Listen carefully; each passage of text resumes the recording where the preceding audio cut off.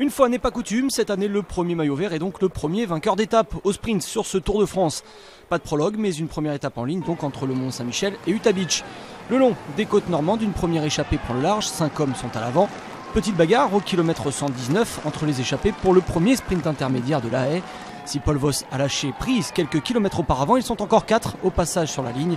Lee Howard, l'Australien de l'équipe IAM, prend les premiers points pour le maillot vert. Il devance Jan Barta, le Tchèque de l'équipe Bora Argon 18, l'Américain Alex Howes de l'équipe Cannondale, Drapac, et Anthony Delaplace, le Français de Fortunéo Vital.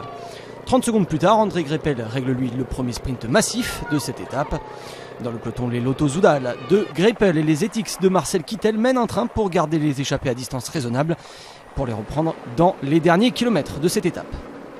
4 puis 2 échappés, Delaplace et Howes résistent jusqu'à 5 km de l'arrivée. Le sprint massif est alors inéluctable. Dans l'emballage final, une chute massive se produit dans le peloton, mais les hommes forts sont passés et Marco Cavendish se rappelle au bon souvenir du peloton sur le Tour de France. Il devance à l'arrivée Marcel Kittel et Peter Sagan. Le meilleur sprinter de l'histoire du Tour endosse le maillot vert, un maillot distinctif qu'il avait obtenu en 2011 déjà sur la Grande Boucle. Les hôtesses Skoda vont remettre bien sûr la mascotte Skoda, le bouquet de fleurs.